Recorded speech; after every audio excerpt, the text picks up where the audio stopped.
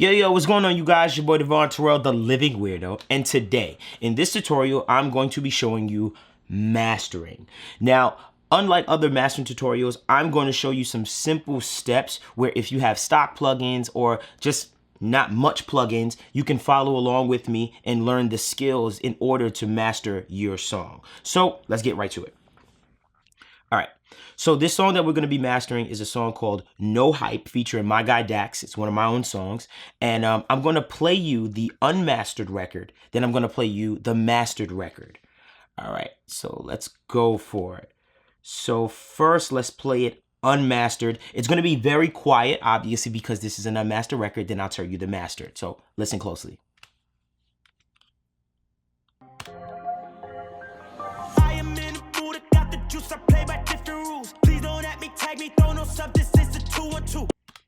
Now I'm going to show you the record mastered.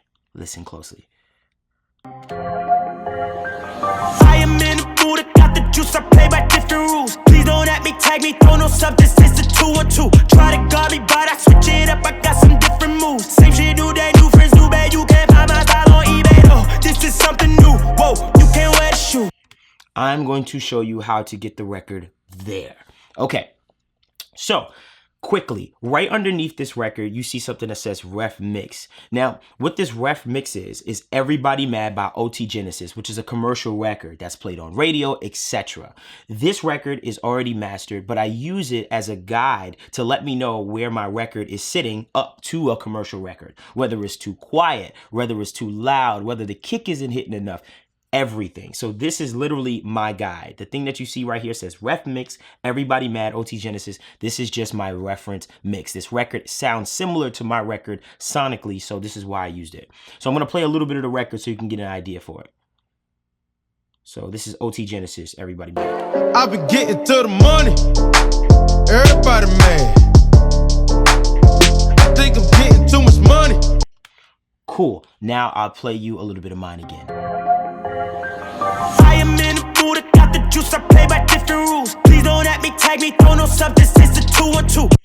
Now, do they sound exactly the same? Absolutely not. Does it sound close? Yes. In level and loudness, did it feel like my record was just sitting up there with the record? Yes, it did. Obviously, these records are completely different. I hear some widening techniques and stuff like that on Everybody Mad, but that's not what I wanted for mine, so that's why I have it. But level-wise, we are sitting in a place that competes, and that's what we're trying to accomplish.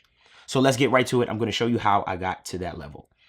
All right, so let's move right on over. So I want to make it very clear to you guys that in mastering, and you need to know this, listen closely, you need to make subtle changes. This is not mixing. In mixing, you may make drastic changes to the audio, but when it comes to mastering, it's about simple changes, not big drastic moves, guys. These are very subtle changes that you're trying to make to improve the mix. These are the finishing touches, the polishing. So you don't want to do anything crazy and drastic, and I'm going to show you what I mean when we get into it. Let's get right here to it. Okay, so first thing I like to do to my master is I like to add my Nls Bus. And the Nls Bus, which I've showed you guys a bunch of times, is basically just an analog saturation plugin. And this particular one is modeled off an SSL board, one of the big boards that you see in all the studios all the time. It's giving me that sound, quote unquote.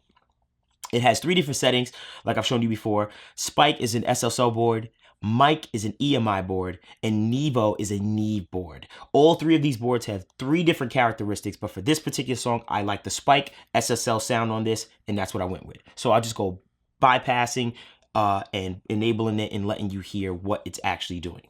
Okay, so bypass first. I am in the mood, I got the juice, I play by different rules. Please don't at me, tag me, throw no substance, it's a 2-on-2. Try to guard me, but I switch it up, I got some different moves. Same shit, new day, new friends, new bad. You can't find my style on eBay, though. So to me, what the NLS Bus did was it gave it a little bit of life. It wasn't a big change, but it gave it a little bit of life. I felt like the vocals got a little bit more clear. The bottom end kicked a little more.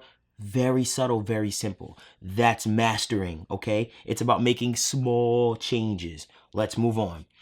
So the next thing we're going to do is we're going to go over to our EQ. Now, for this EQ on this record, I did something very simple once again. I usually don't like to EQ or boost anywhere in the frequency range over a dB.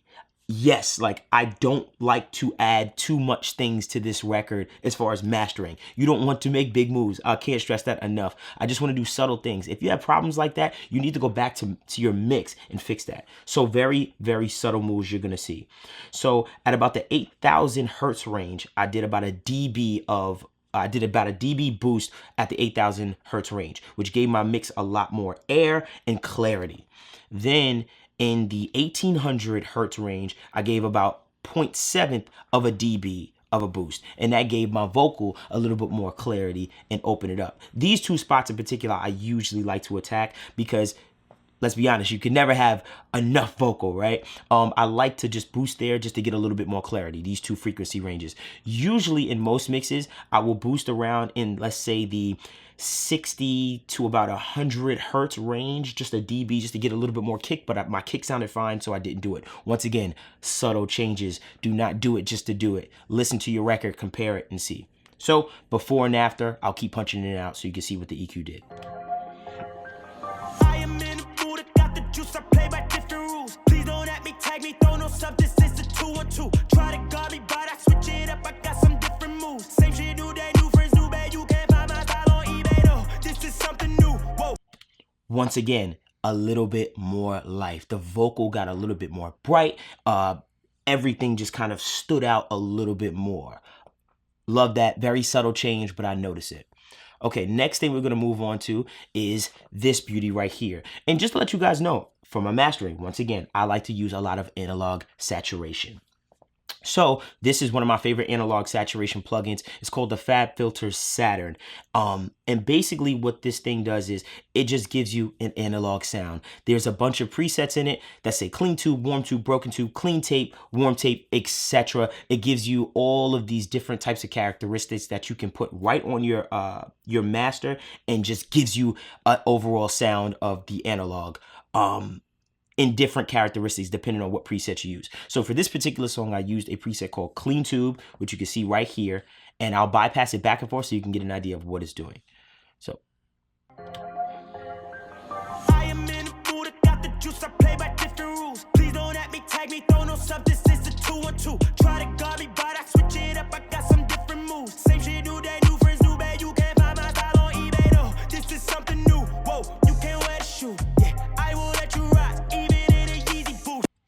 Once again, small change, but I just got a little bit more clarity. I got a little bit more oomph out of the bottom end, and the dynamics of the record seem to bounce just a little bit more. It feels like there's more movement in the record as far as where everything is hidden. Once again, guys, a very simple change, subtle, and all of these things are adding up. Mastering. Okay, next thing I like to do is I like to add a multiband compressor. Now, usually if I find problems, usually what I use my C4 multiband compressor is for problems in my mix. Typically what I'll do is I'll throw this on there. If I have too much vocal, I'll use the C4 multiband to attack that vocal range and hit that down. Just bring that down and compress that down a little bit without affecting the rest of the instruments or just the entire sonics of the record. But for this particular record, I just did a slight boost. So I used my multiband like an EQ and just added a little bit more of a boost at the 4,500 to 11,000 hertz range. So I'll let you hear the before and after.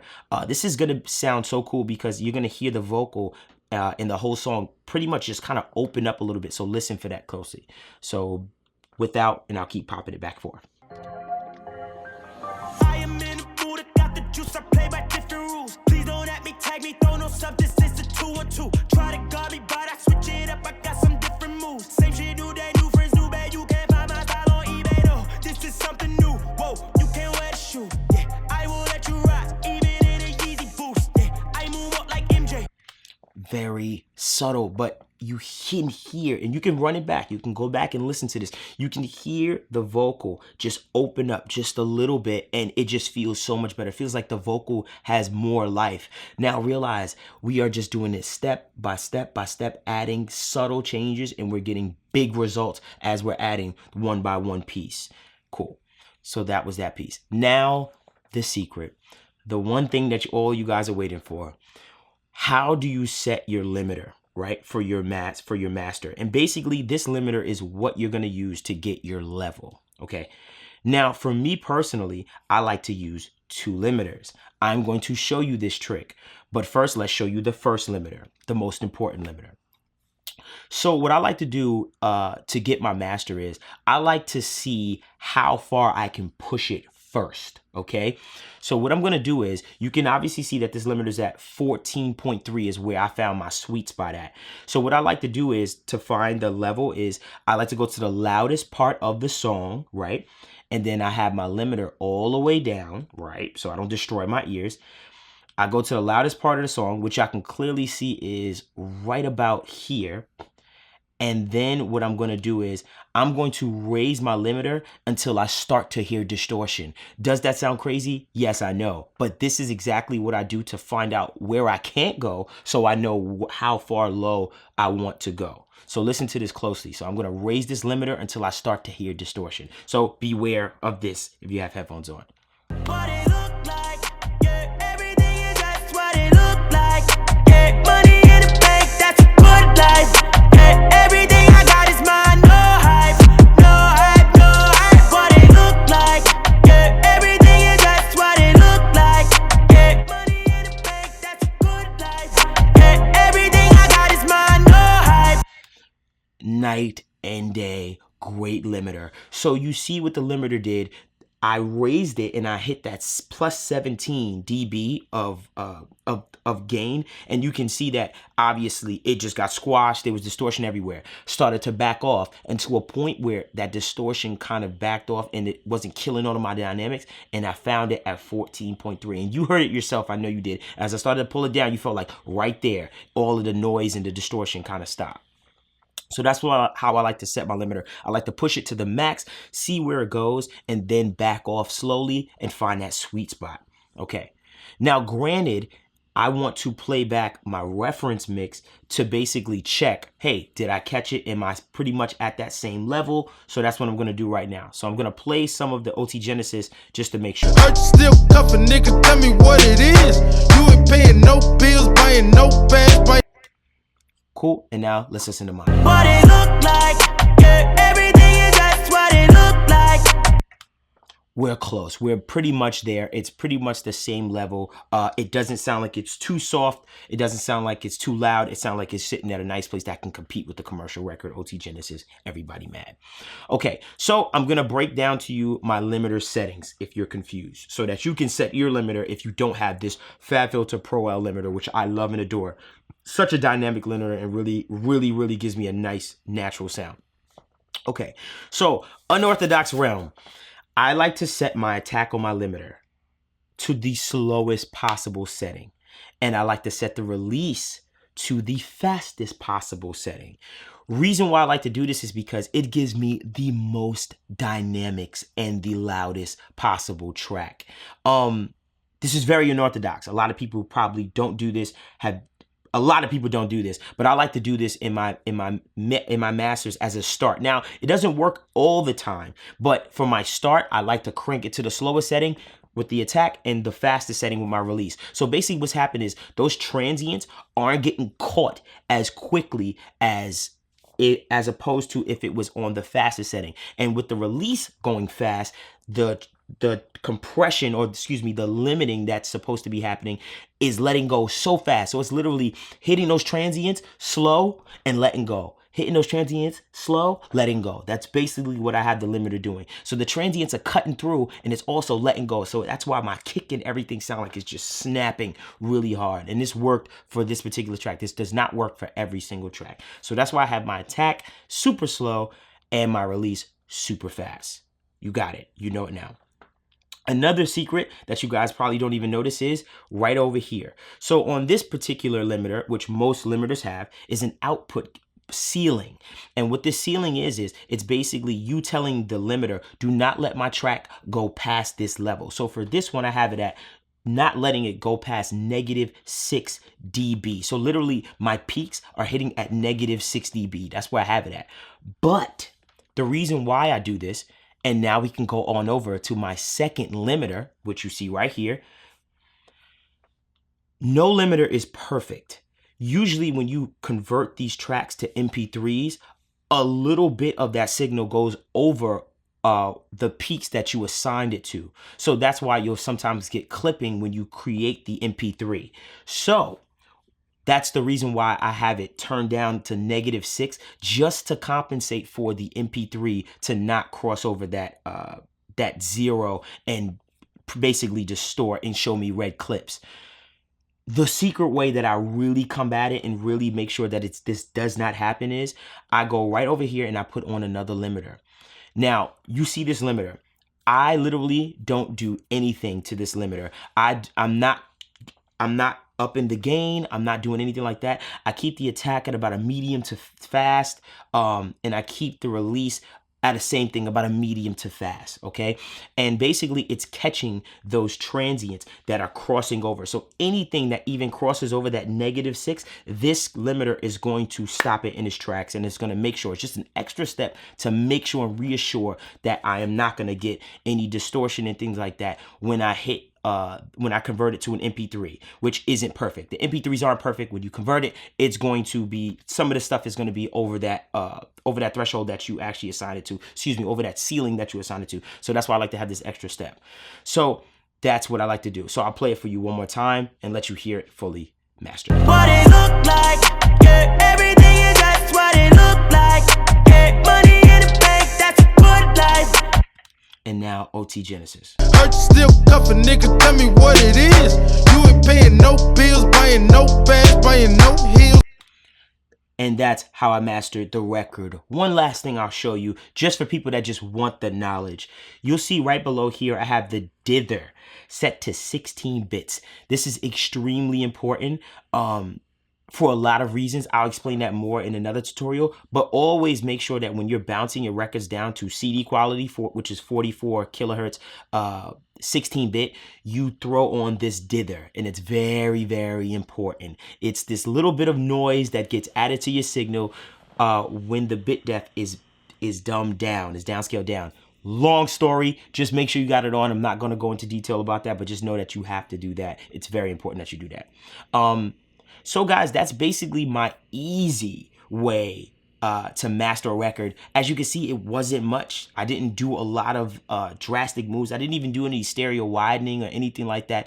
Just very simple directions on how to master your track. Because I know a lot of you guys are just trying to get it to that level where it just sounds like it competes with the commercial record, so that when a DJ plays your song in the club, it doesn't sound like your song goes here and then a commercial record, Future, Jay-Z, whatever, just goes way up here.